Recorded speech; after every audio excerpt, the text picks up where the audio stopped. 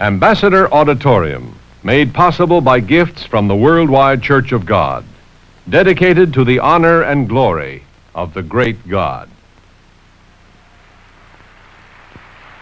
The inaugural concert will be presented by the Vienna Symphony Orchestra, conducted by Maestro Carlo Maria Giulini.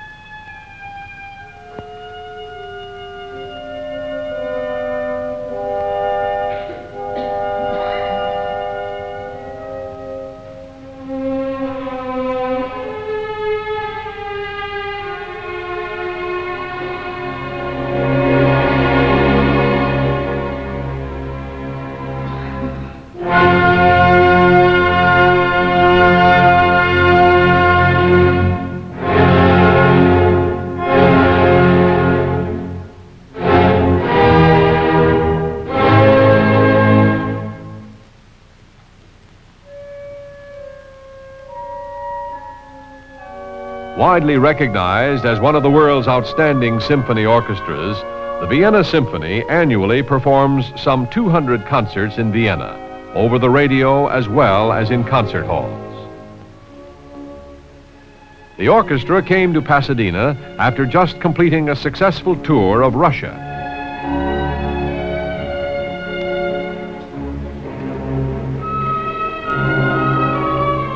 With this concert, the Vienna Symphony makes its American debut with Maestro Carlo Maria Giulini as its conductor and music director. Since the auditorium was built to honor and glorify God, only one of the finest orchestras available would be suitable for the inaugural concert. Mr. Armstrong considered 3 symphony orchestras for the occasion: the Berlin Philharmonic, the Vienna Philharmonic, and the Vienna Symphony Orchestra. A dinner meeting was first arranged with Herbert von Karajan, conductor of the Berlin Philharmonic in Germany. The Berlin Philharmonic could not be engaged because their schedule of performances was filled up for more than 2 years in advance. Von Karajan did, however, recommend Giulini. Next, Mr. Armstrong went to Austria to meet with Karl Bohm, conductor of the Vienna Philharmonic. The Vienna Philharmonic, however, was only available in March, and completion of the auditorium could not be guaranteed by that date. Finally, Mr. Armstrong visited the Vienna Symphony. When Mr. Armstrong saw Giulini perform, he knew the Vienna Symphony, conducted by Giulini, was the orchestra for the inaugural concert.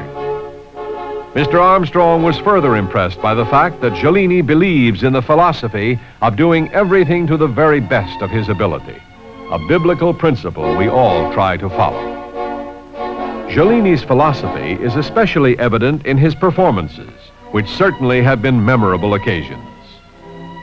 Giulini has appeared with the Israel Philharmonic Orchestra, the Spanish National Orchestra, and the Orchestra of Paris, in addition to frequent appearances with London's New Philharmonic Orchestra and the London Symphony Orchestra, to name only a few. It is not surprising that Giulini is accorded the highest respect of musicians the world over.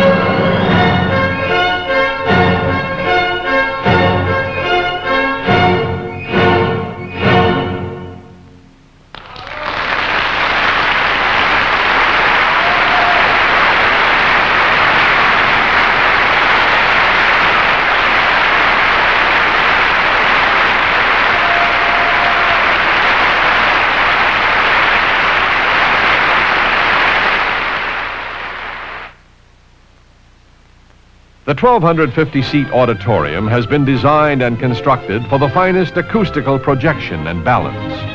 A specially designed orchestra shell provides for the projection of the truest in unreinforced natural tones.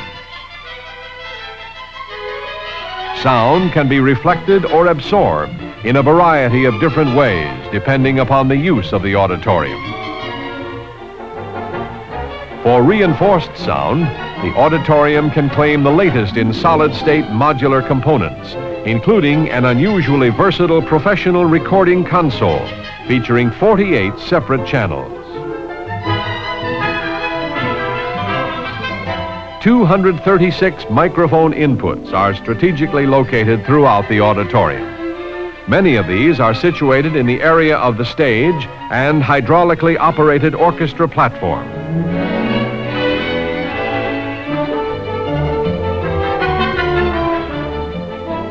Two separate recording rooms are located on the lower level. All locations feed into the central recording console. Lighting in the auditorium is controlled by the most sophisticated mini-computer system in the industry today, developed specifically for this installation. The computer allows for preset lighting sequences. In addition, built-in television cables provide for remote television and radio recording. In the future, campaigns could be taped in the auditorium.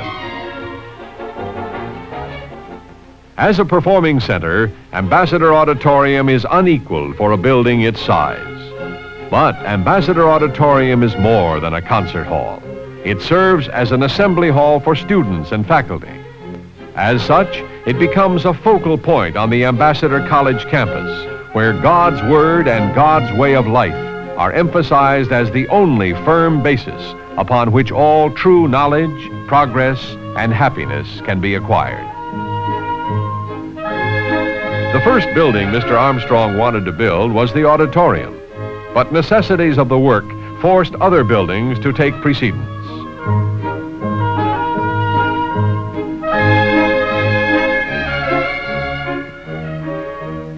Design of the auditorium began in the early 60s as part of the Ambassador Master Plan.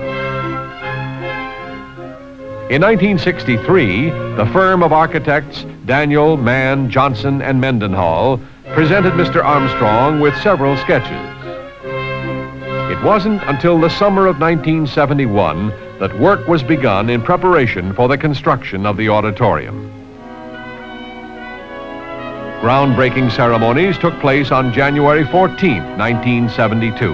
Since the auditorium was to be built to the honor and glory of God, William Simpson Construction Company, noted for many of the fine buildings in the Los Angeles area, was chosen by Mr. Armstrong.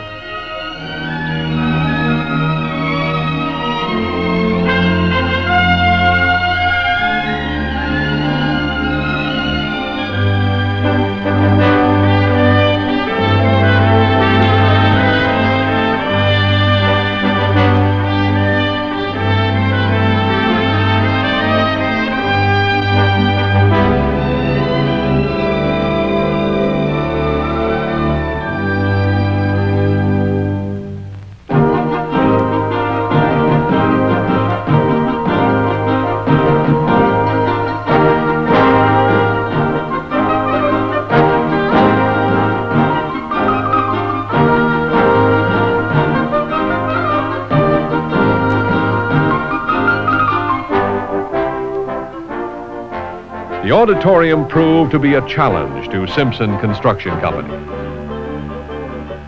The ordinary building is not made with the finest of woods, stones, and metals. When working with materials of superior quality, doing the best job possible becomes challenging, interesting, and rewarding.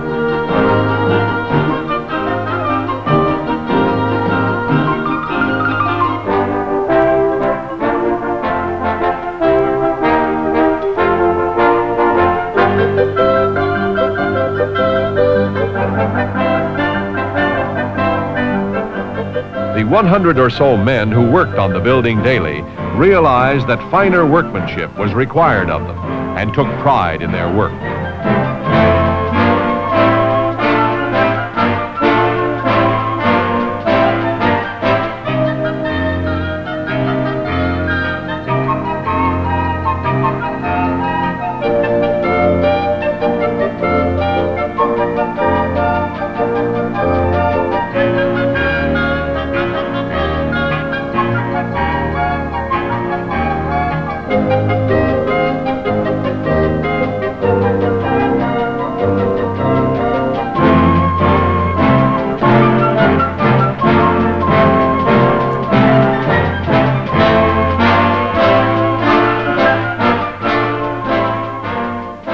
Mr. Armstrong became a frequent inspector as the building progressed.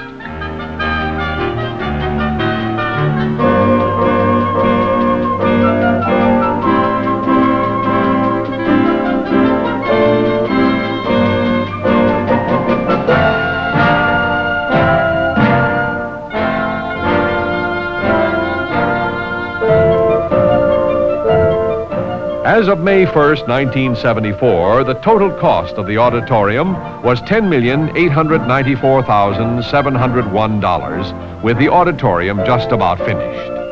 At the start of construction in 1972, the property fund supplied approximately 18% of the cost.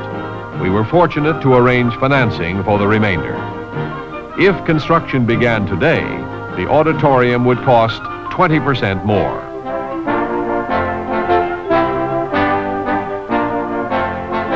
The chandelier in the main lobby was designed by Sid Dorner and weighs 6,300 pounds.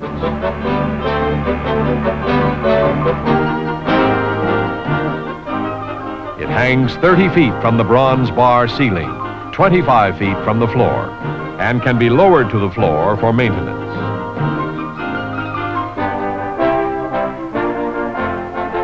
Most of the woods in the auditorium are either teak or rosewood.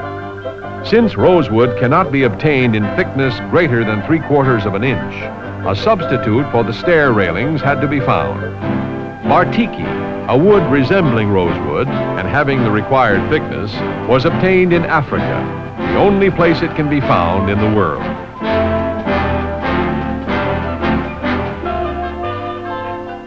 The custom-designed wool carpeting in both lobbies was personally selected by Mr. Armstrong in Hong Kong.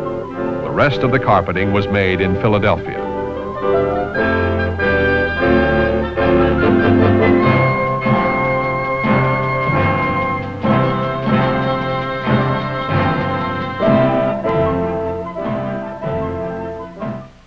Now, via time-lapse, let's watch 2 years of construction take place.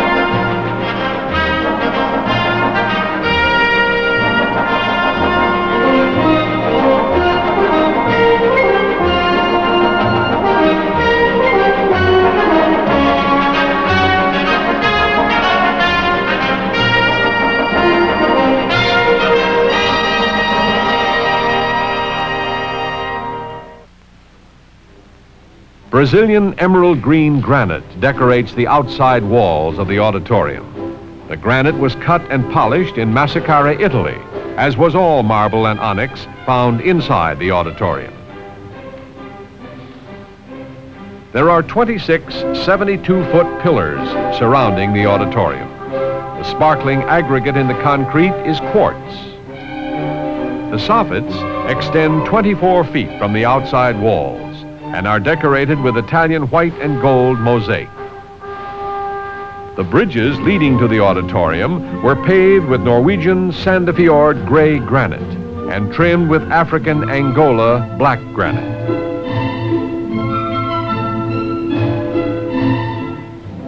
The reflecting pool covers 1/2 acre and holds 500,000 gallons of water. There are 365 lights 1.5 to 2 feet below the surface. The soaring 30-foot egret fountain located in the center of the quadrangle was created by the distinguished English sculptor David Wynne.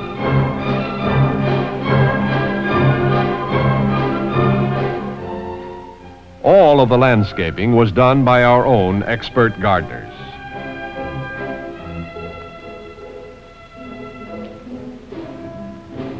Ambassador Auditorium is more than a concert hall and more than a student faculty assembly hall. First and foremost, Ambassador Auditorium is a house of worship. Being a house of worship built to honor God, the auditorium must reflect the very character and dignity of the great living God. God's high standards of quality and beauty are reflected throughout the whole auditorium. Dominating the grand lobby is the chandelier. Its bronze tiers extend out 15 feet from the center and embrace 1,375 crystals imported from Belgium. There are 99 lights on the 3 tiers and 28 concealed in the bottom center dome. The carpet pattern below is intended to be its reflection, just as the building is mirrored in the reflecting pool outside. The colors in the carpet are those of God's temple in the Bible. The carpeting in the lounge below the grand lobby is of a bold, lively sunburst pattern. The 2 brass and crystal chandeliers in the lounge weigh 700 pounds.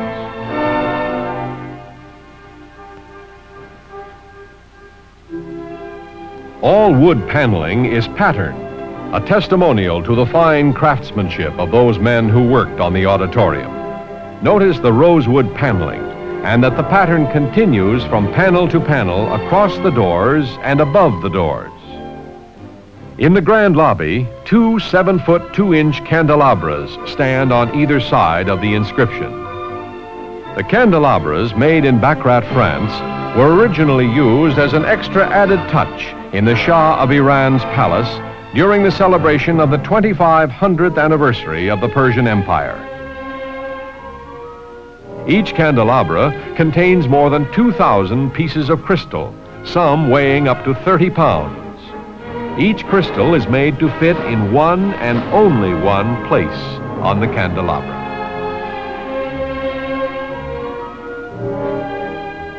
Heavy bronze doors grace the entrances to the main auditorium. The bronze door pulls were sculptured into the emblem of Ambassador College by Ernest Shelton. All of the walls in the grand lobby are of rose onyx, quarried in Turkey and Persia, giving Ambassador Auditorium the distinction of having the largest installation of rose onyx in the world. Finally, the ceiling under the balcony and stairs are of 14-karat gold leaf.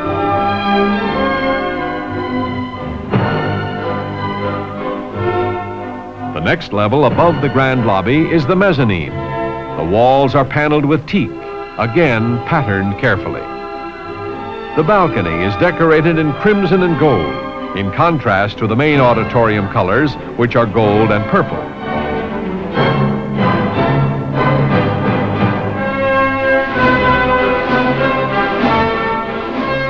The grand house drapes are of 3 shades of gold silk velour.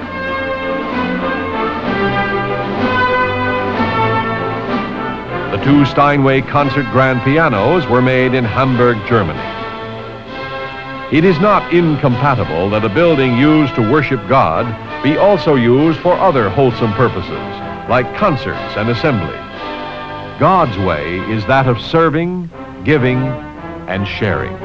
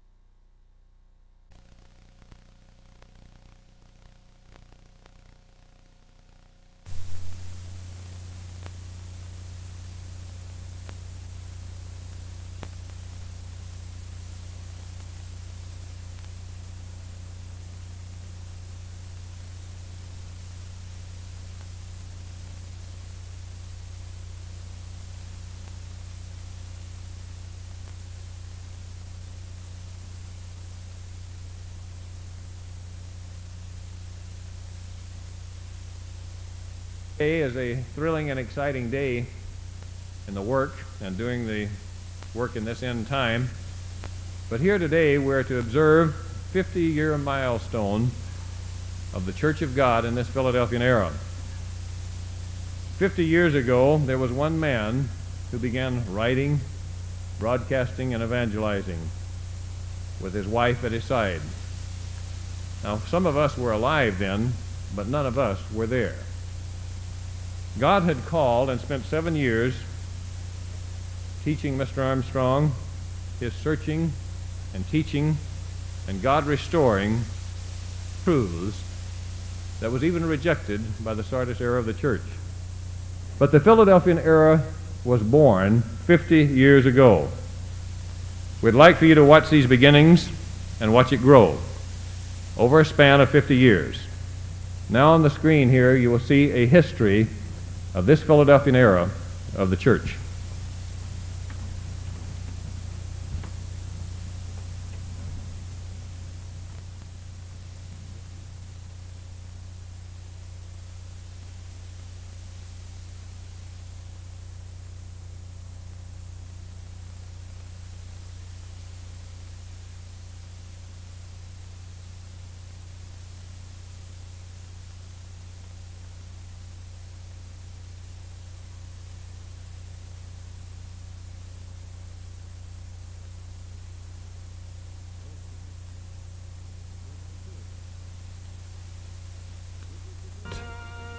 By horseback, or by sailboat. It was before the days of printing. Written communication was slow and expensive. 2,000 years later, that message is the same, but the means of spreading that message has changed. Today, incredible advancements in technology have made it possible for just one apostle to take the gospel to the entire world.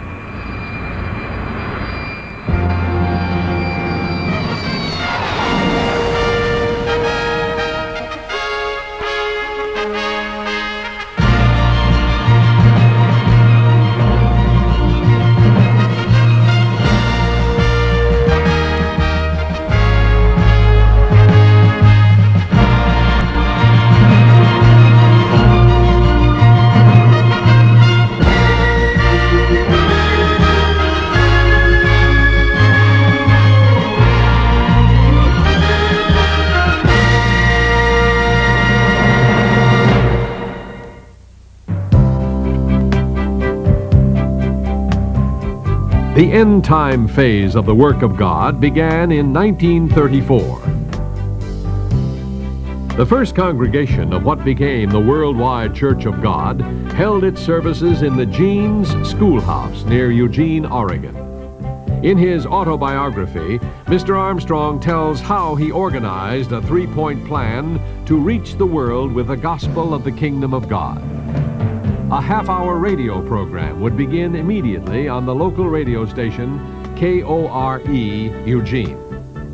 A magazine to be called The Plain Truth would be published and sent free of charge to all who requested it. Also, Mr. Armstrong would continue his personal campaigns in the towns and villages of the Willamette Valley. It was an ambitious program for a small church with few members and virtually no financial resources. But it was God's work, and the church members loyally and enthusiastically supported the three-point plan. And so the work grew. The personal campaigns bore fruit. Members were added, and more churches were raised up. Demand for the plain truth increased, and new radio stations wanted to broadcast the world tomorrow. Today, my friends, we are in the time as foretold by Jesus when he said that this is the beginning of sorrows, just the beginning of trouble and of sorrows in the world today. And so again today, my friends, I want you to notice first Jesus' Olivet prophecy found in the 24th chapter of the book of Matthew. Matthew 24. Where in plain language Jesus... Before the days of tape recording, radio programs had to be recorded on large lacquered discs. Don Hunter was a young recording engineer in Eugene, Oregon in the 1940s. Just prior to his return to this earth.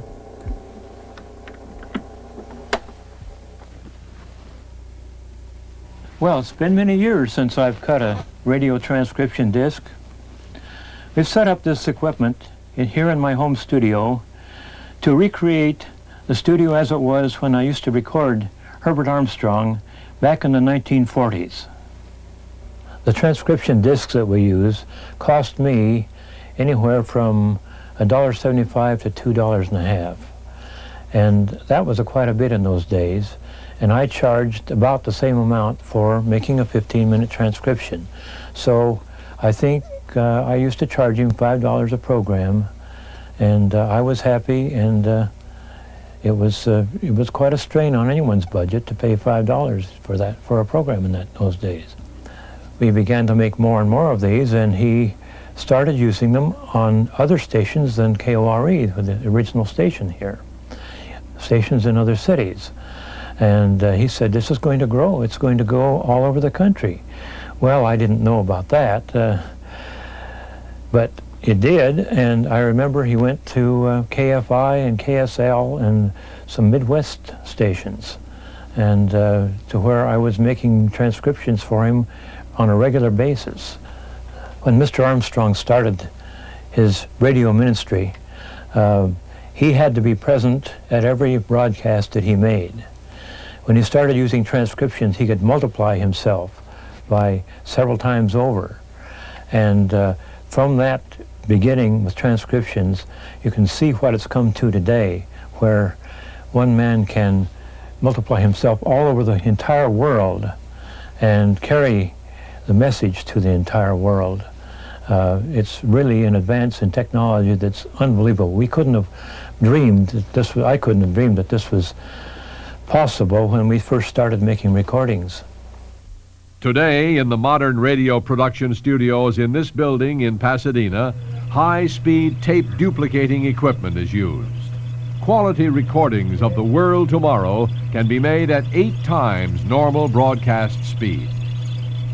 Mr. Armstrong needs only to record the program once.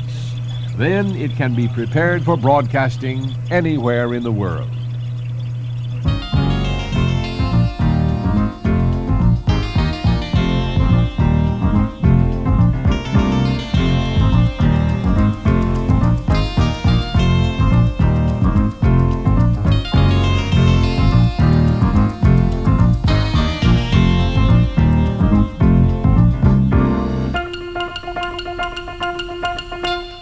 Okay, we're going to go for it, Art. Oh, sure, why not? I've got one left. Okay, Art, tapes are rolling. The World Tomorrow. The Worldwide Church of God presents Herbert W. Armstrong, bringing you the plain truth about today's world news and the prophecies of the world tomorrow. Ladies and gentlemen, Herbert W. Armstrong. Okay? Next. Fine, next. Australian closing. Take one. Art Gilmore has been our announcer for over 40 years. He records the opening and a separate mailing address for each of the areas where the program is aired. 2001. That's Worldwide Church of God, GPO Box 345, Sydney, New South Wales 2001. The preceding program and all literature were produced by the Worldwide Church of God. The World Tomorrow. The World Tomorrow became a television program in the 1950s. Its president and founder and world-known broadcaster and editor, Herbert W. Armstrong, reveals the startling significance behind today's world troubles, with the prophecies of the world tomorrow, when wild animals shall be tamed, a lion and a lamb playing together, and a little child leading them in a world of peace at last. Ladies and gentlemen, Mr. Armstrong.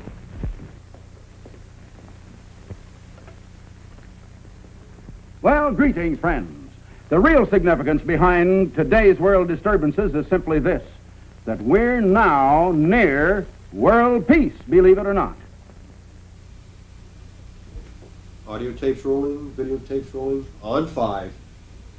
5, 4, 3, 2, 1.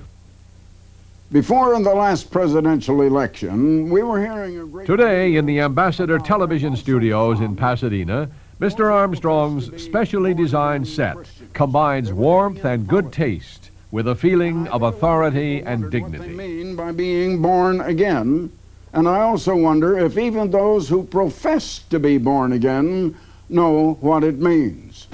It's time that a voice cries out in the midst of this religious confusion of this day.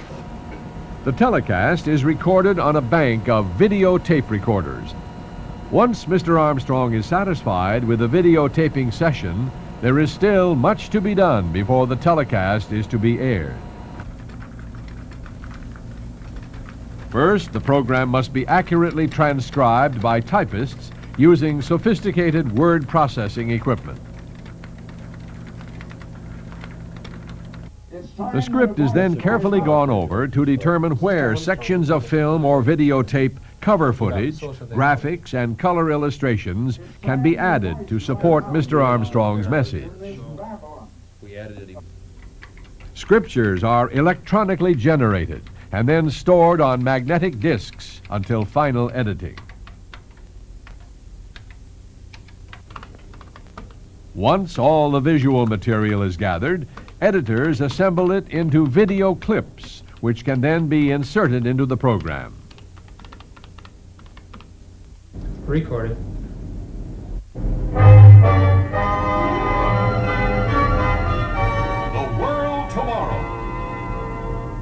The Worldwide Church of God presents The World Tomorrow with Herbert W. Armstrong. Preview coming up. In the early days of video editing, the magnetic tapes were cut and spliced by hand. Today, all of this is done electronically with computerized editing equipment, and the end result is a more sophisticated product.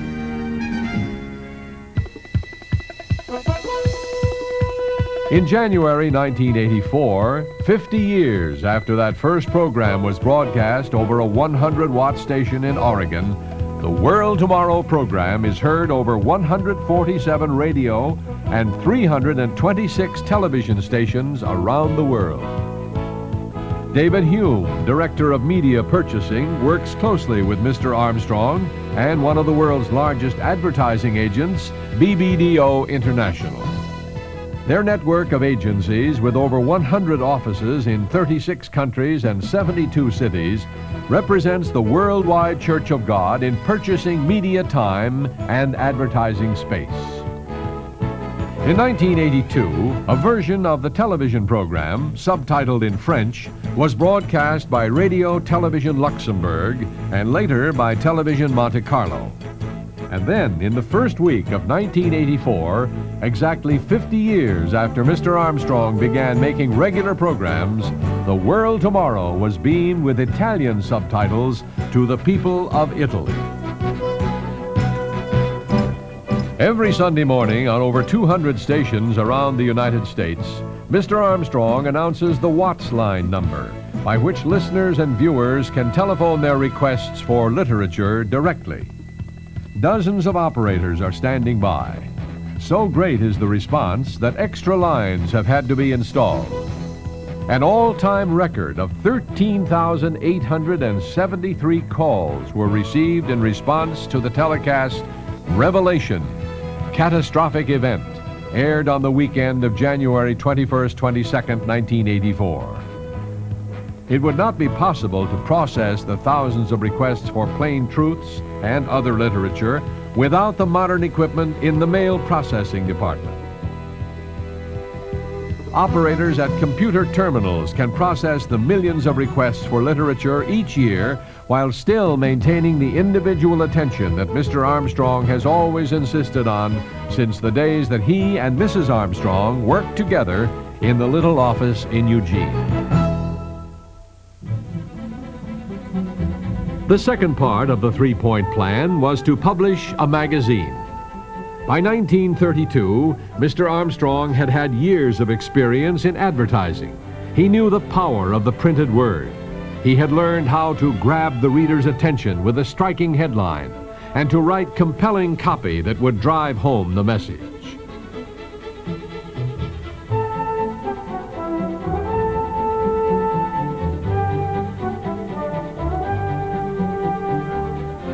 This experience would now be put to work to produce the world's most important magazine, The Plain Truth. But there was no money to produce a printed magazine.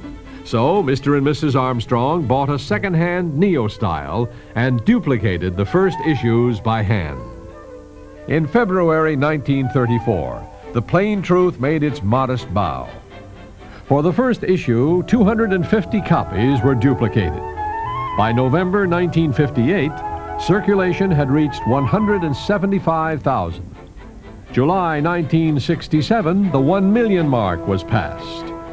Worldwide circulation in 1973 stood at more than 3 million copies. And now, in February 1984, after 50 years of publication, The Plain Truth has a circulation of 6.4 million worldwide. If each page of the February issue alone were laid end to end, it would nearly stretch around the Earth at the equator. Placing these magazines one on top of the other would make a stack taller than Mount Everest. Printed in 7 languages, English, German, French, Spanish, Dutch, Italian, and Norwegian, The Plain Truth is circulated in 203 countries and territories on 6 continents. The various editions are printed in 7 locations around the world: Canada, England, Australia, New Zealand, Zimbabwe, South Africa, and the United States. Truly, it is a worldwide magazine of understanding. In 1934, the first issue was printed on a second-hand Neo-style. Today, the U.S. edition is printed at R.R. Donnelley & Sons, one of the largest commercial printers in the world. The Glasgow, Kentucky plant, where The Plain Truth is printed, covers 417,000 square feet, larger than 7 football fields. It employs 1,100 employees and runs 3 8-hour shifts around the clock, 7 days a week.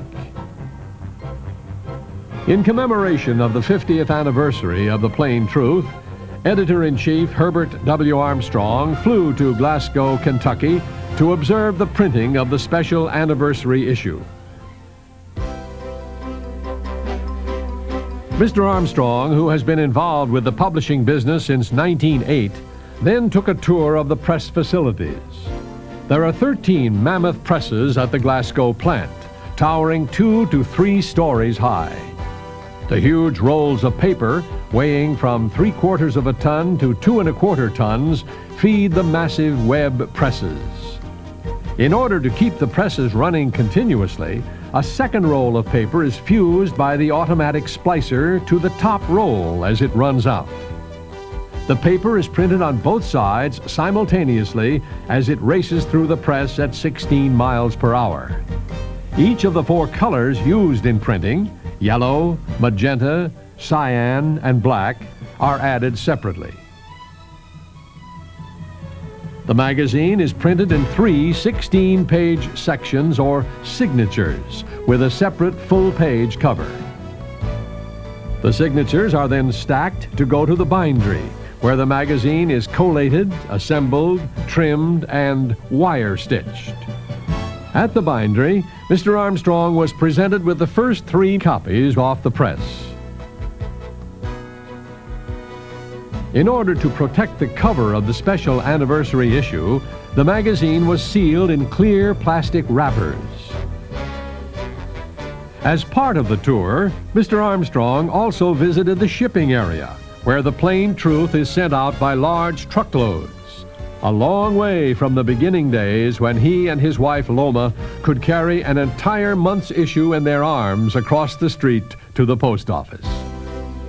An illustration of the growth of The Plain Truth came when Mr. Armstrong stood before the 360 tons of paper used to print 1 month's edition, the equivalent of 20 acres of renewable forest. When the paper is brought to the plant by train, it takes 10 large boxcars to deliver it. After the tour, there was a dinner at the Donnelley facility. There, Robert Myers, Vice President of Magazine Sales Worldwide for R.R. Donnelly & Sons, honored Mr. Armstrong with a special presentation.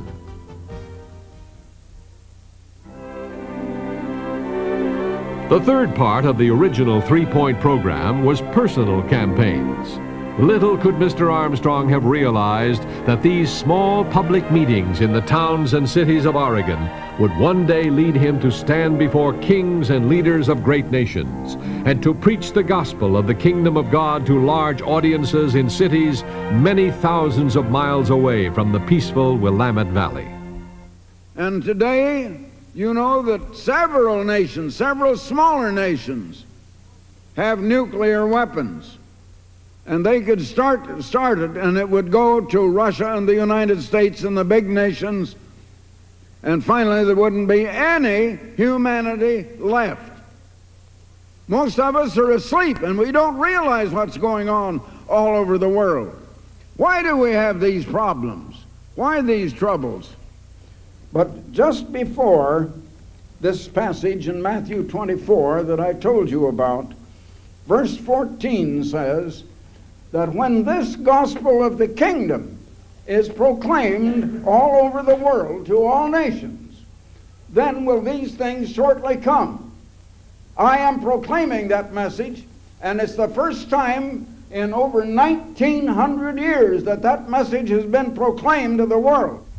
I repeat again, the atomic scientists who know what is going on in the world say that we're now just 3 minutes to midnight. And that means the end of this world and the coming of a far better world. And it is going to come in this generation and in your time. Now, I know you haven't heard anything said like this before, but I have been sent here by that eternal living Creator God, the God over all races and all people and all nations, to tell you the truth, which missionaries have failed to tell you, which religions have not known and have not been able to tell you, which the colleges and universities do not teach, which science doesn't even understand. But you have been told tonight. A vitally important aspect of God's work today is Mr. Armstrong's personal meetings with world leaders. He has visited more heads of state in their offices than any other man alive today. Among the more than 70 world leaders he has met with over the past 15 years are the late President Anwar el-Sadat of Egypt, as well as Egypt's current President Hosni Mubarak, President Ferdinand Marcos of the Philippines, Prime Minister Menachem Begin of Israel, King Hussein of Jordan, and Prime Minister Margaret Thatcher of Great Britain. Mr. Armstrong has also met with every Prime Minister of Japan since 1971, including recently appointed Yasuhiro Nakasone. Internationally recognized for his humanitarian efforts on behalf of world peace, Mr. Armstrong has been called a builder of bridges between peoples everywhere. In recognition of his contributions to world peace, Mr. Armstrong has received numerous decorations, awards, and honorary doctorates. For example, he was honored by Emperor Hirohito with Japan's Order of the Sacred Treasure, the most prestigious award that can be bestowed upon a non-Japanese private citizen. In January 1984, Mr. Armstrong was decorated by Their Majesties King Bhumibol and Queen Sirikit of Thailand with the Order of the Sacred White Elephant in recognition of his many years of service to the Thai nation. The next day, Queen Sirikit, in an unprecedented departure from protocol, asked Mr. Armstrong to accompany her in her helicopter to visit one of the agricultural stations in the mountains of Chiang Mai province. Mr. Armstrong was able to see firsthand the crop substitution programs that have so effectively reduced the growing of opium poppies in this region. It was yet another example of how God's apostle has been honored by kings, presidents, and heads of state around the world. As God opens these doors to his apostle, and as the gospel message is taken to the ends of the earth, it is sure evidence that the end of the age is approaching, and that this phase of God's work will soon be completed. And so this work, which began so small in the Willamette Valley 50 years ago, has seen many changes. But one thing has not changed. When the first few members of the congregation that met at Jean's schoolhouse pledged their support and loyalty to Mr. Armstrong, they had to have faith and vision. So today, the thousands of members of the Worldwide Church of God who continue to support God's chosen apostle in the work must also have vision, because the greatest challenge and the greatest growth are still ahead.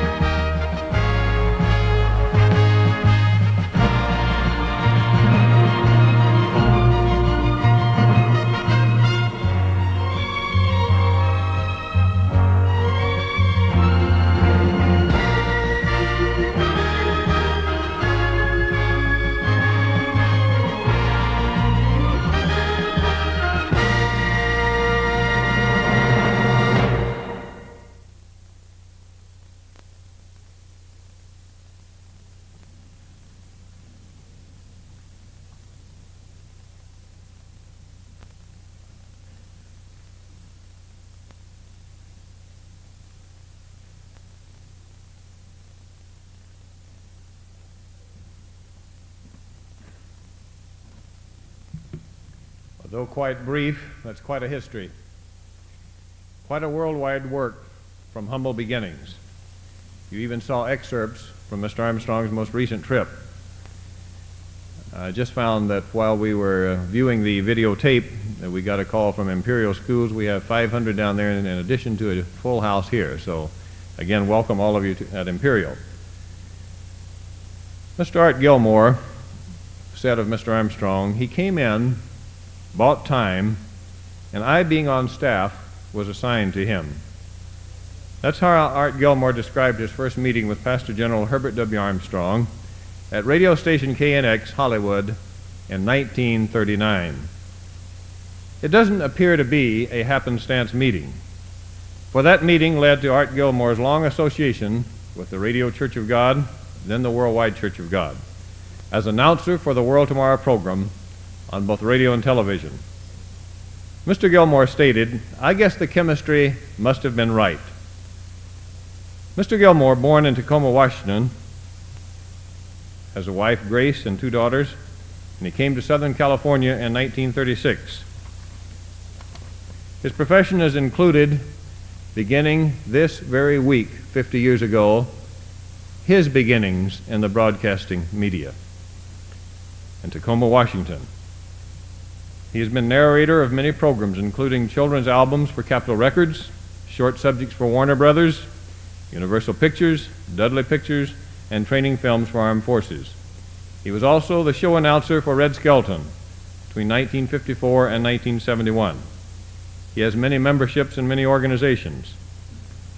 He has written a book entitled Television and Radio Announcing and co-authored that book, which was produced in 1946. Beginning his career 50 years ago, now a voice you all recognize, Mr. Art Gilmore.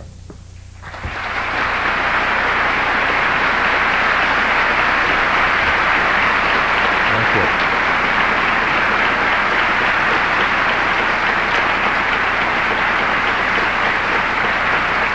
Thank you.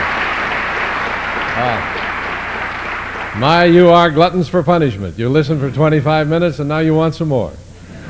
I always get a very warm reception whenever I come to the Worldwide Church of God, Ambassador College, and here as well as Big Sandy. I've been there a few times and it's always been a great pleasure.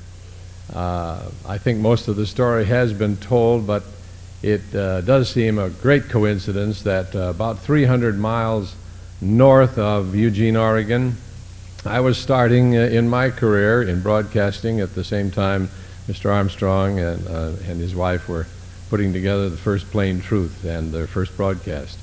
So, and I noticed in the film that KVI in Tacoma was on that list where it was broadcast, and that was the station where I started in 1934. So it's coincidence, and it's been a lovely thing, but I think perhaps the most impressive thing to me has been not only the great comfortable association with Mr. Armstrong, but the fact that one thing stood out more than anything was loyalty.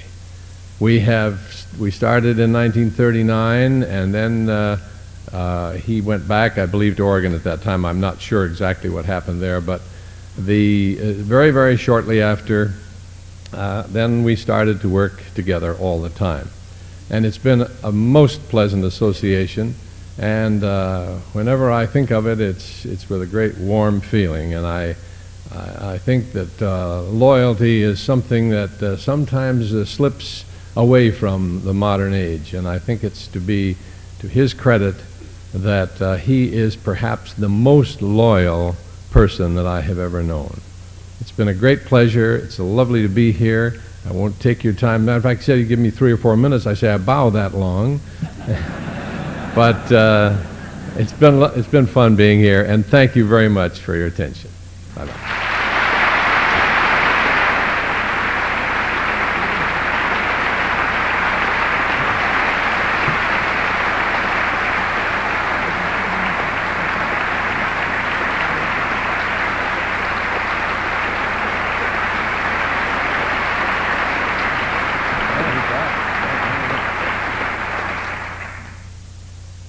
We need to can that applause, Mr. O'Master. Mr. O'Master does have a presentation from Mr. Art Gilmore. If you'd like to read the wording, Mr. O'Master. Well, Art, you know, it's been a great privilege for us to be able to work with you. And I know Mr. Armstrong has been very, very pleased with your announcing and giving the addresses and doing the commercials. In fact, he's told me on many occasions, he said, "Don't let Art Gilmore get out of your grasp. He's the best." And I know you've inspired tens of thousands of brethren during the Feast of Tabernacles with your narrations behind the work. And so, as you said, that this, by coincidence, quote unquote, that you had your 50th anniversary start this week back in Washington. And so I'd like to present to you this plaque, and I'll read the inscription here. Presented to Art Gilmore for your 50th anniversary of broadcasting excellence, in appreciation from the World Tomorrow radio and television program and the Worldwide Church of God, February 14th, 1984.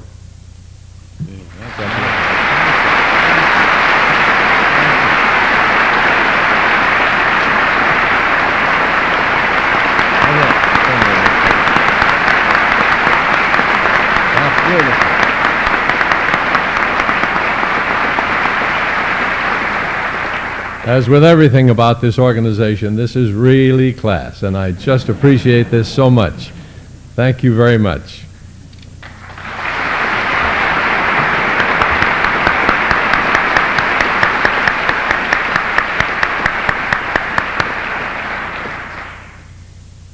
We have another special treat for you.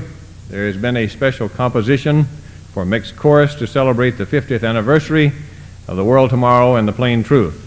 And of course, the 50 years of the work, as conducted by Mr. Herbert Armstrong in this era, will be performed by the combined voices of the Pasadena Church Choir, the Ambassador Chorale, and the Young Ambassadors.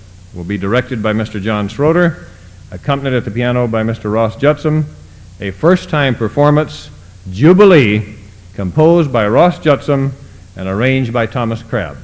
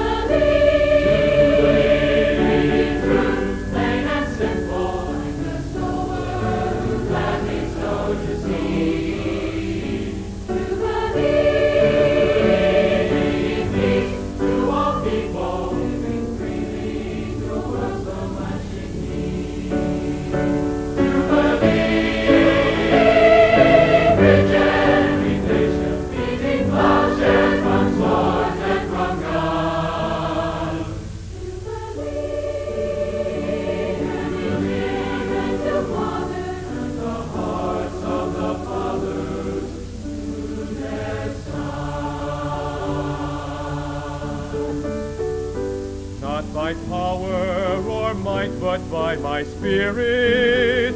The Eternal has promised long ago. Many people would hear, but few would listen. Unto them living water surely flow.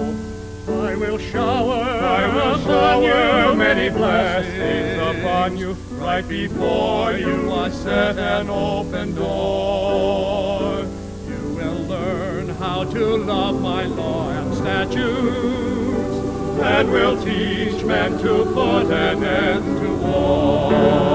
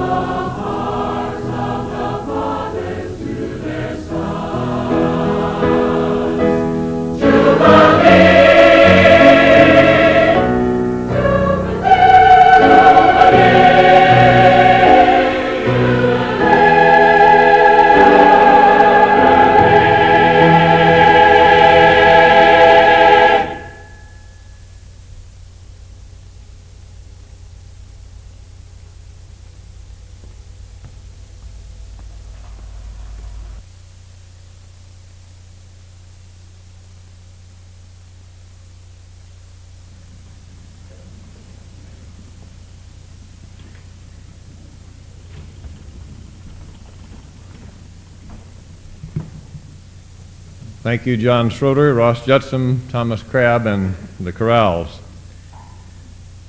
Well, much could be said about the next individual that will appear on stage. It may be the first time you've ever seen him, perhaps. But today we honor the accomplishments of this era of the Philadelphia Church, of the Worldwide Church of God, for 50 years.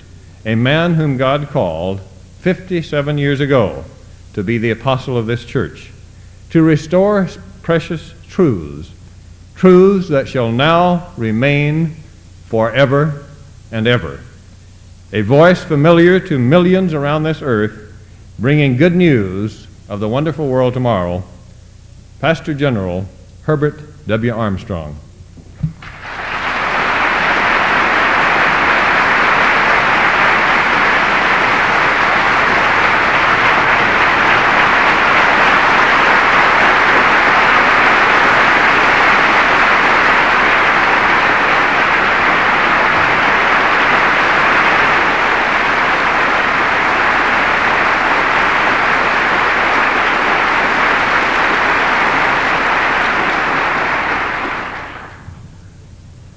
Well, greetings, everybody.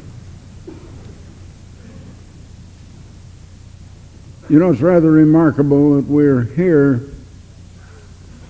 celebrating the 50th anniversary of the beginning of the Philadelphia era of the Church of God, also of the World Tomorrow program, of the Plain Truth. Actually,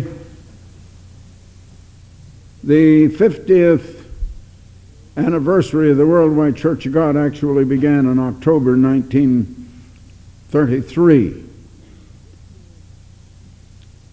The broadcast didn't start until the first Sunday in 1934. The Plain Truth came out the 1st of February 1934. I think it's remarkable that at that same time, Art Gilmore was just starting, also just 50 years ago, on one of the best radio stations that we were ever on up in Tacoma, Washington. It had a wonderful dial spot, 570 on the dial. Then later I was able to speak daily on a station then called KMTR in Hollywood on the same dial spot, 570, and it reached all of Southern California. And that started to build the program. From there we went on a 50,000 watt station that reached the entire United States, WHO Des Moines.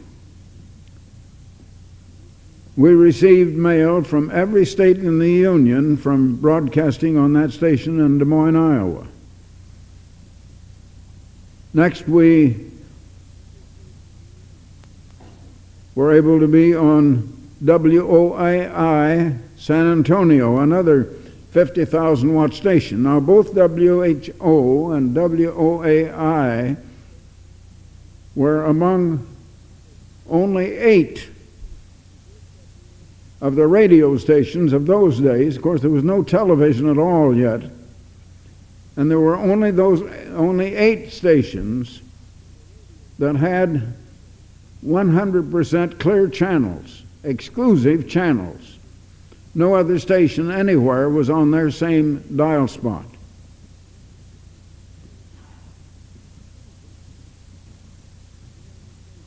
From there, superpower stations of more than 100,000 watts in Mexico opened up. And then daily broadcasting came. And so the work grew. But I want to go back and give you a little something that I think is very significant at this time in how this whole work started. I didn't know it at the time, but I know now that I was led by God to a book that I found in the public library when I was 18 years of age. The book was titled Choosing a Vocation by a Dr. Parsons.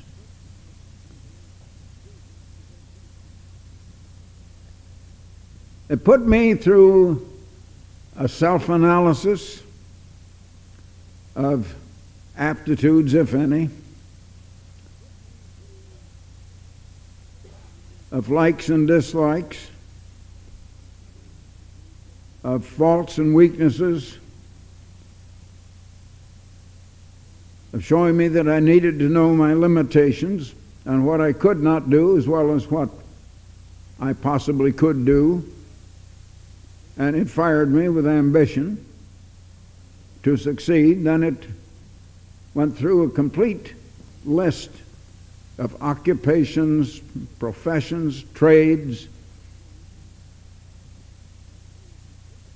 to avoid fitting the proverbial square peg in the round hole. In other words, to help me guide my future life and to know where I belonged. Now that guided me into the advertising profession with newspapers and magazines. I didn't realize it at the time, but God was guiding me all the time.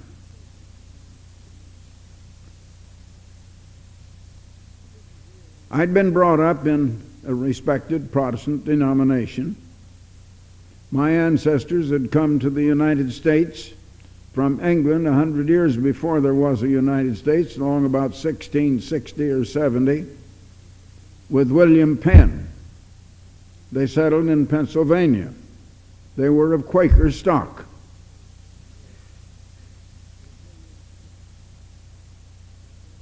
Many of the family later moved from there into Ohio. Then some of them moved into Indiana. My father was born in Indiana. Then on to Iowa, where I was born. And many Iowans have moved down to Long Beach, California. Long Beach, you may know or you may not know, is about 90 or 95% former Iowans.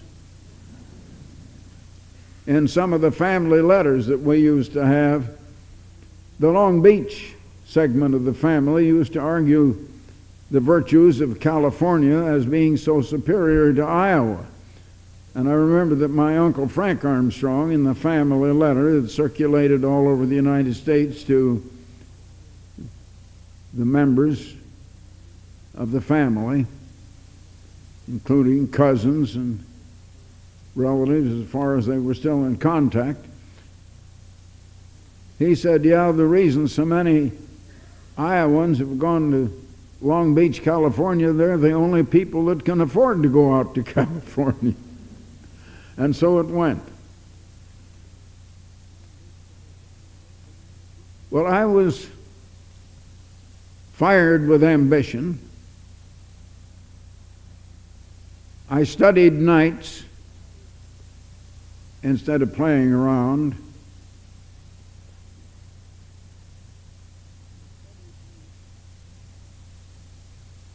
I educated myself, and under the guidance of my Uncle Frank Armstrong, who was the leading advertising man in the state of Iowa at the time, I always put myself in the type of position and the type of job in my chosen profession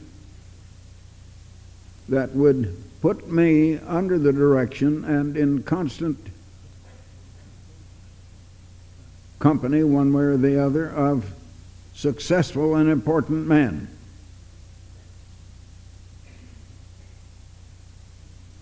And I was eminently successful, measured by the value of today's dollar. Before I was 28, I was making between $250,000 and $350,000 a year before I was 28. But I was married when I was 25. Now, I was brought up in the Quaker Church. I think there are two different varieties of Quakers, and I'm not sure about the other one, but the branch I was brought up in was just about like a fundamentalist Methodist church or a Baptist church, or a Presbyterian. They were quite similar. Anyway, although I'd been brought up in Sunday school and church ever since I was born, was told I had a birthright membership in the church, if there is any such thing, which of course now we know there isn't. But I was never religiously interested. I remember that in Sunday school, I was in a boys' class, and we had a young man teacher, and we never went through the usually prescribed Sunday school lessons. Instead, we went continually through the book of Proverbs. And I learned a great deal there about seeking knowledge, wisdom, and understanding. And I always wanted to understand. I had more of a desire for understanding than I did for either knowledge or wisdom. All three are important, and each one is different. Knowledge is just knowing facts or things. Understanding is realizing the meaning of it, the how and the why. And that's what I wanted to know. Why? How? What's it all about? What's the purpose? What's back of it? Wisdom is the ability to put all of that together in forming a right judgment, coming to a right conclusion. I lacked wisdom, but I did grow up with a sort of penchant for understanding.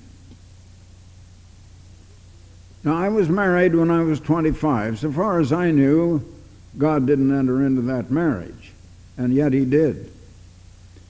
And even though when I was 18, I dropped out of church attendance, I was interested in business. I was not religiously interested one way or the other, and I was becoming quite successful, and I was all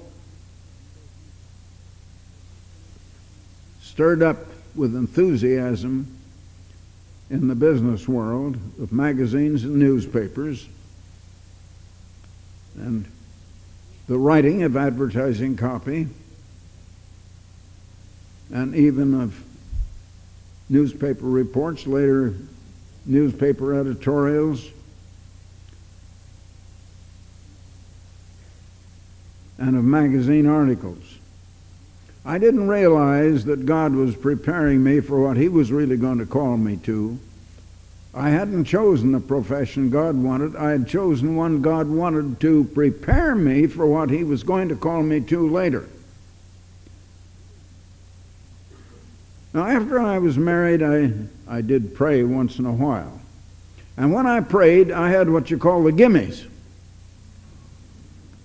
That is, I prayed, "Dear Lord, give me this, give me that, give me this, give me more contracts, give me more money, give me more of the things I want."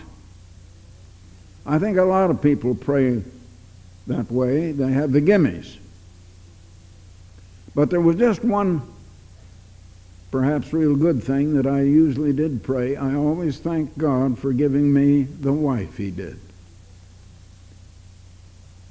And later I came to know that God had really given me the wife He did.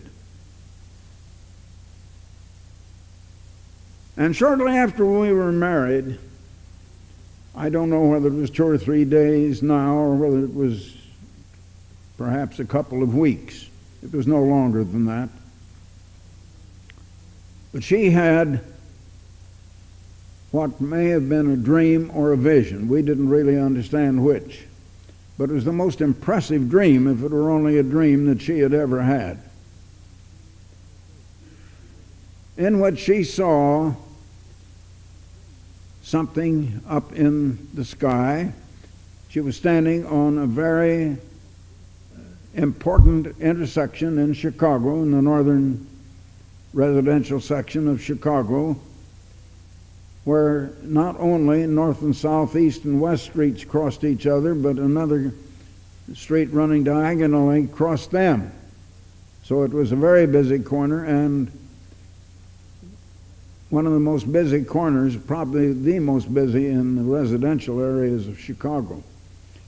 In her dream, we were standing there in that intersection, and there were hundreds of people who saw this,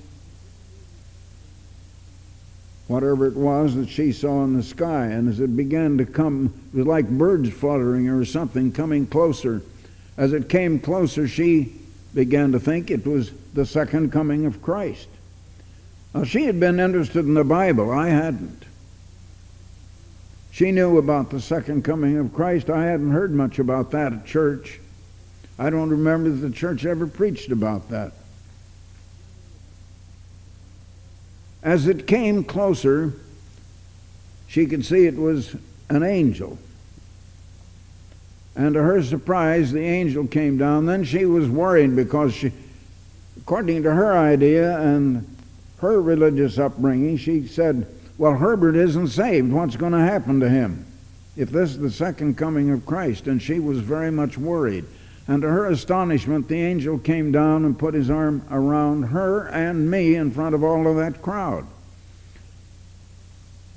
And she had mentioned that she thought it had been the second coming of Christ. And he said, no,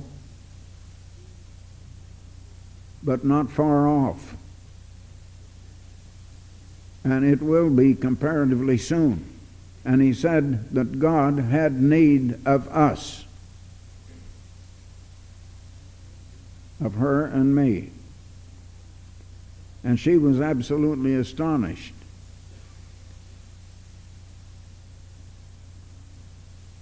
I was very much embarrassed. The last thing in the world I would ever want to have done was to be a minister. I had lost interest in religion. I was interested in making money and business. I was ambitious to become a big success and someday to own a nice large residence out in Winnetka, the North Shore suburb where the multimillionaires lived. I wanted to get it off my mind. There was a church just half a block away on a corner. I suggested she tell this dream or this vision or whatever it was to the pastor of the church, and if it meant anything, perhaps he could tell her. I wanted to get it off of my mind. Now, if it was a call from God, if indeed it was a vision, I was like Jonah. I wanted to run away. I wanted to get it off my mind. So I went back into my business with all the greater zeal. And it wasn't very long until right at the height of success in the flash depression of 1920, most of my income was coming from advertising contracts with such corporations as the Goodyear Tire and Rubber Company, the J.I. Case Plow Works, what are some more of the other great farm tractor and farm implement manufacturers, John Deere and Company, Moline Plow Works, others of that sort. All, of course, very large multi-million-dollar corporations. And in the flash depression of 1920, every one of them went into receivership, and the owners of stock lost most or all of their money. New offices were put in. Their advertising contracts, of course, were all canceled. My business was just taken out from under my feet. It was no cause of mine whatsoever. Well, it was quite a blow. I was very discouraged. Then I began to make surveys for newspapers. And in 1924, we took an 18-day trip from Des Moines, Iowa, out to Oregon, where my parents had moved. I hadn't seen them in, 1920 to 34, about 14 years.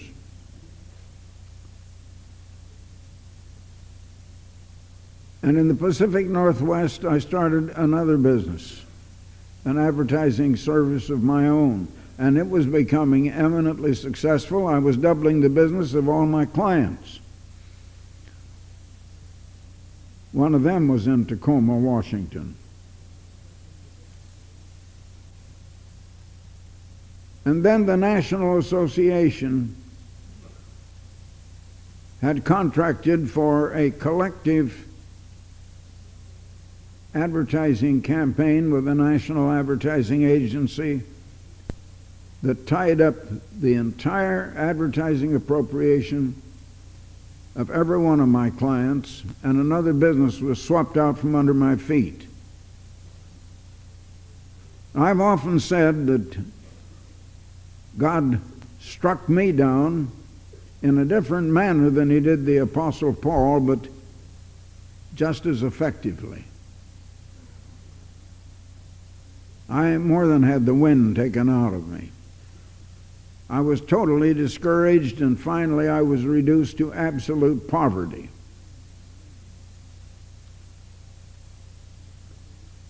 But I didn't give up.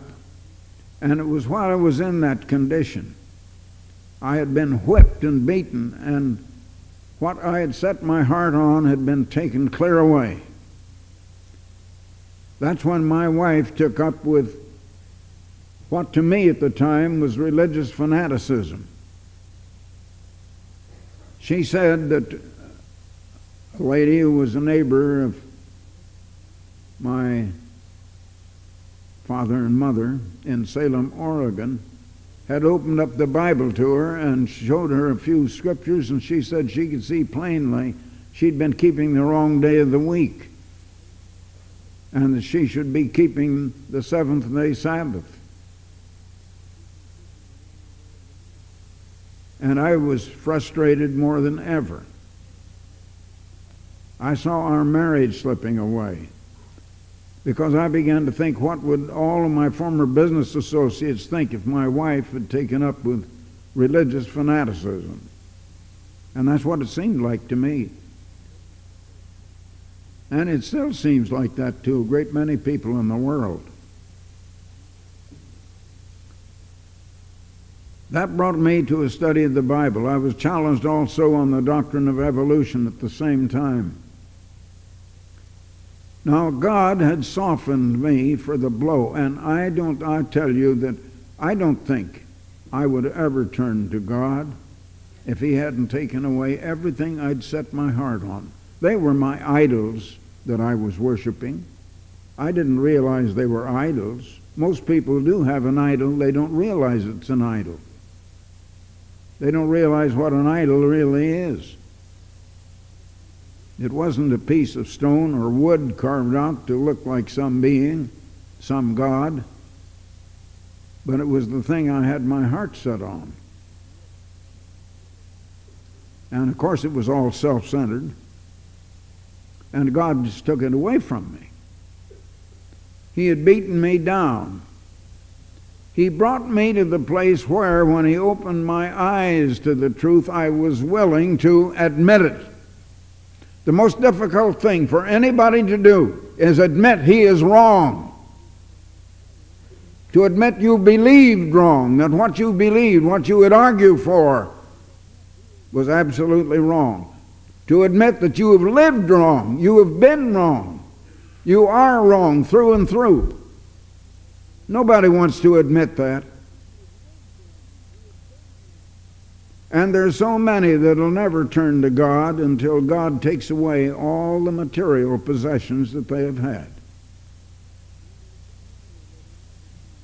So it isn't through any goodness of mine that I turn to God and his truth. In fact, I was like Jonah running the other way. But God really had called me. And he had called Jonah. And when Jonah ran away, God captured him and made him come back and do what God had commissioned him to do in the first place. And I found that if God has called anyone to some special mission, God is going to compel that man to do it.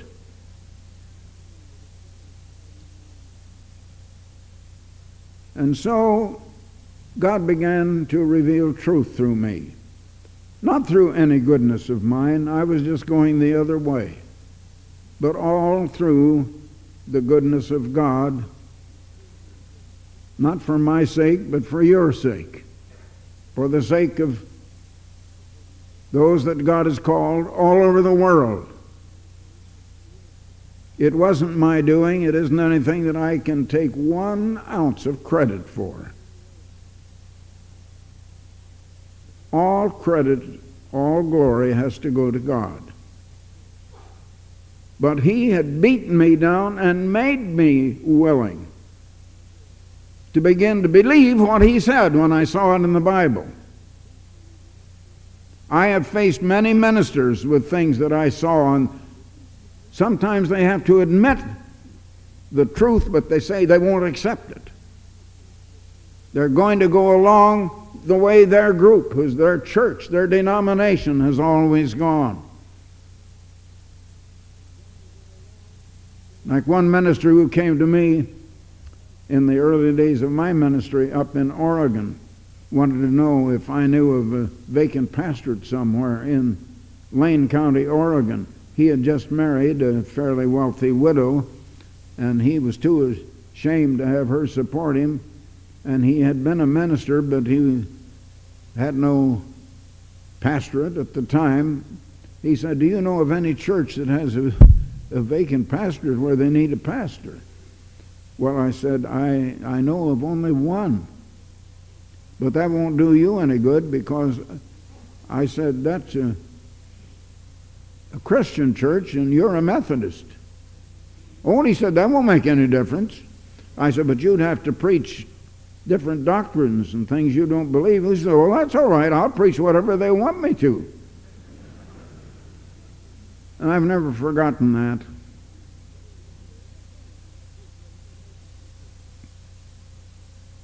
And I've had to come to believe that that is about the attitude of the average so-called minister of the gospel.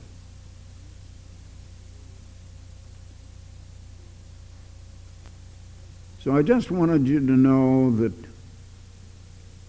the truth that has come to you has come through me only because of God's goodness for your sake.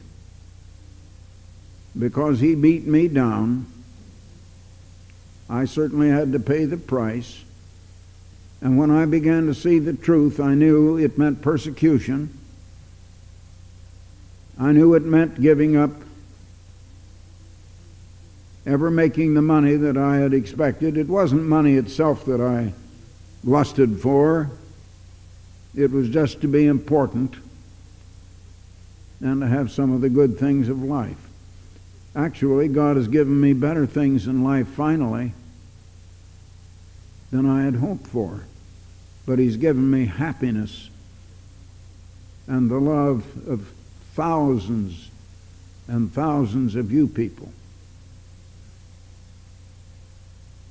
beside. And so this whole church and everything is the doing of God Himself. It's not of you, it's not of me. I think we need to realize that.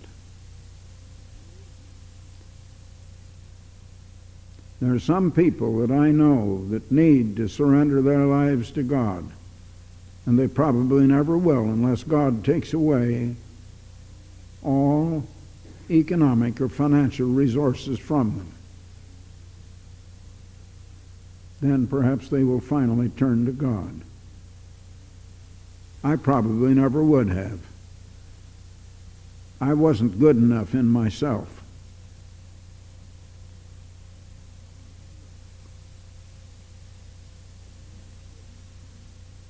And so it just occurred to me while I realized I was going to be asked to come out and say a few words that that's what I ought to say. We're talking about the 50th anniversary and how the work of this era of the church started. And I just want you to know it was no doing of mine. It was entirely the doing of God. Now I'm writing at the present time on a new booklet. It's already been announced on the air, and I'm late in getting it out, and it's not quite finished yet. I think perhaps today and tomorrow I'll be able to finish it. Where is the one true church?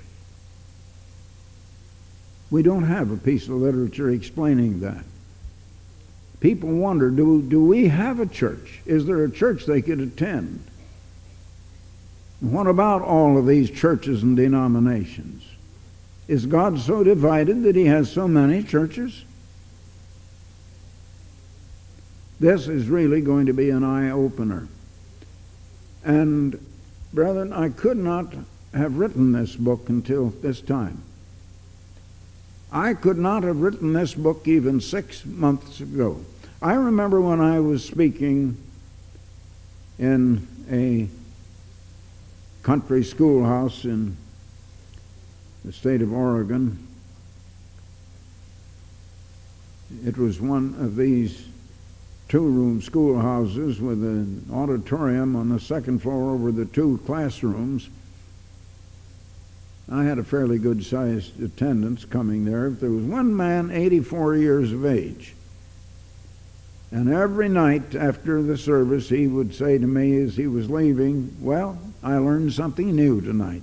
And you know, that impressed me, that a man past 80 years of old could still learn something that he hadn't learned before. There are not many like that. But I'll be 92 a little later this year, and I'm still learning. And I hope I'll continue to learn, even forever, because I believe God continues to learn. God doesn't know today what decision a lot of you are going to make a day from now or a year from now. He leaves that to you, and he doesn't know. Some of those things you're going to decide for yourself or yourselves. And so God does continue to learn. I think he knows all there is to know, but there's some things he just hasn't chosen to know yet. He leaves for us to develop the character of decision making, of character building. And I hope that we'll all go on realizing that and seek more and more of his knowledge, of his wisdom, his understanding, and of God's perfect spiritual character. So, thank you, brethren, for still being here after these 50 years, and for your loyalty. And remember that perhaps the biggest job of all is yet to be done.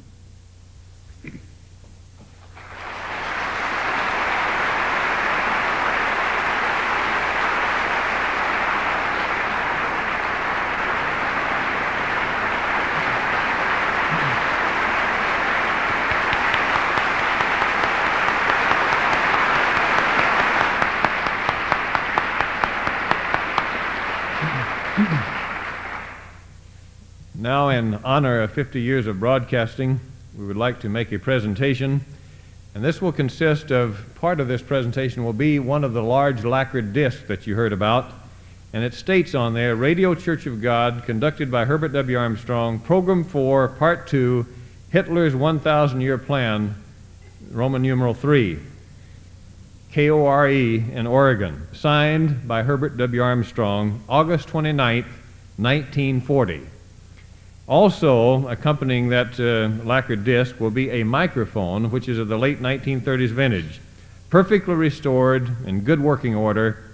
Mr. DeKoch and Mr. Ambassador are here with a presentation. Mr. Armstrong, on behalf of 112,000 people in regular attendance in God's churches worldwide, 757 full-time ministry, 1,100 full and part-time employees here at headquarters, we wish you a very happy and a joyful anniversary. We love you.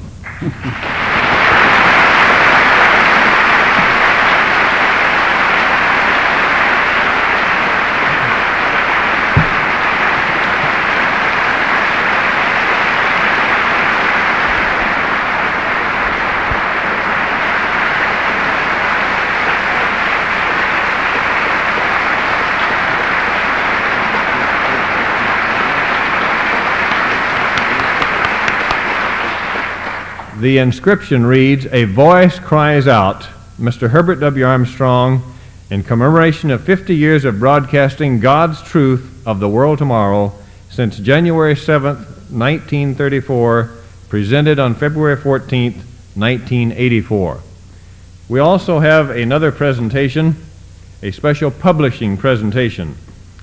Mr. Hay and Mr. Faulkner and Mr. Wright would come out. It's a special plaque. On the left side will be an original version of the Plain Truth, and on the right, the 50th anniversary version. I should like to read what is on here. "And this gospel," this is in quotations, "of the kingdom shall be preached in all the world for a witness unto all nations, and then shall the end come." Matthew 24:14. Beneath that, presented to Herbert W. Armstrong on the occasion of the 50th anniversary issue of the Plain Truth magazine, in recognition of 50 years of dedicated preaching of the gospel. At the bottom, on the left, 1934, 50 years, 1984 on the right. Then on either side is a presentation of the changes that have taken place in the magazine. The first is the February 1934 Plain Truth as it then looked, and on the right-hand side, the Plain Truth, 50 years, where we have been, where we are going. Mr. Armstrong. Oh, thank you. My pleasure.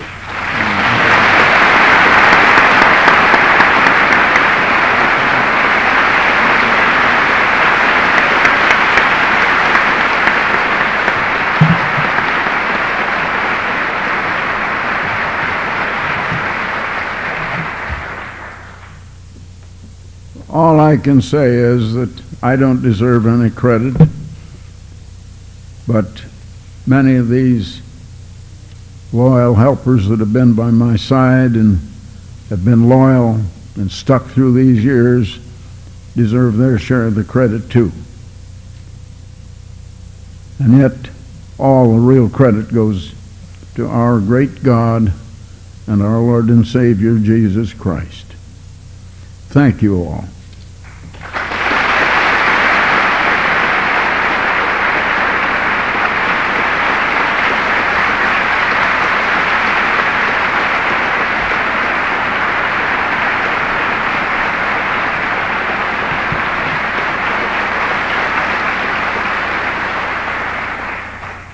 Well, we appreciate your attendance, and we will have a luncheon for all of you here in the auditorium, out on the mall, and in the Student Center. We would request that you would go to the mall first because that food has already been served. And before that occurs, though, we would ask Mr. Raymond McNair to ask God's blessing and show our appreciation for the food.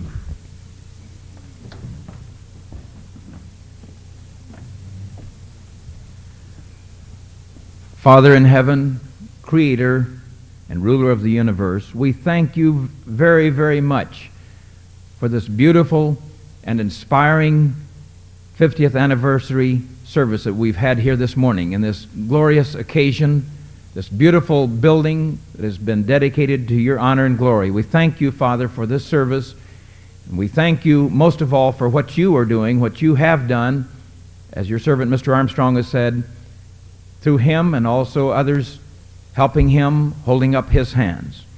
We pray that you will help us to be faithful to the end, to finish the course, and to complete the work that you've given all of us to do. Now, Father, we thank you for these many blessings and pray your blessing on your work and your people around the world. And thank you now for this meal that we are about to partake of, and ask your blessing on it in Christ's name. Amen.